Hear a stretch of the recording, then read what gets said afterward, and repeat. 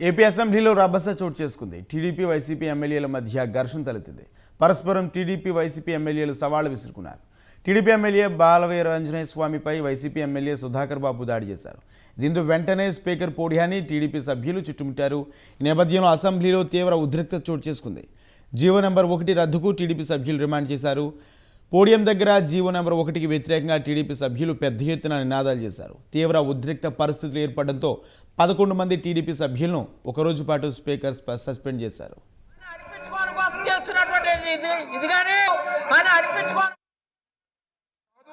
ఇంకా 3 రోజులు మాత్రమే శాసనసభ ఉన్నది.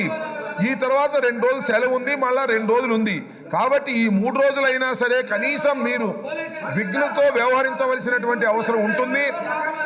మీకుంటుంది, అందరికీ ఉంటుంది. నాతో మాట్లాడుతున్నారు వారు, చాలా సంతోషం. బుచ్చి చౌదరి గారు వయసులో చాలా పెద్దవారు, కానీ చిన్నపిల్లల్లాగా వ్యవహరిస్తున్నారు. ఇది మంచి పద్ధతి కాదు. కాబట్టి మీరు క్వశ్చన్ అవర్ అయిపోయిన తర్వాత మీరు ఏదైనా పెట్టదలుచుకున్నటువంటి ప్రశ్నను వేస్తే వారు ఎలా చేస్తారో లేదో తర్వాత చూడొచ్చు తప్ప ఈ విధంగా రోజు పోడియం దగ్గరికి వెళ్ళటం, పోడియం దగ్గర డ్యాన్స్ వేయటం, పోడియం దగ్గర కేకలు వేయటం, పోడియం దగ్గర ఏమో ప్లే కార్డ్స్ పట్టుకోవటం, ఇలాంటి కార్యక్రమాలు చేయటం సరైనటువంటి విధానం కాదు. అందువల్ల మీరు ఇప్పటికైనా మీరు చాలా బాగా మాట్లాడుతున్నారు, సంతోషం. పోడియం దగ్గర మైక్ లేకపోయినా.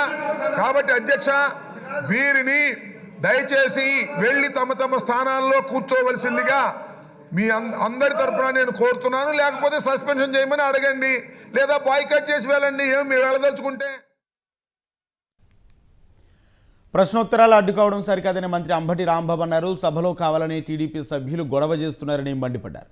ప్రజా సమస్యలపై టీడీపీ సభ్యులకు చిత్తశుద్ధి లేదని వెల్లడించారు.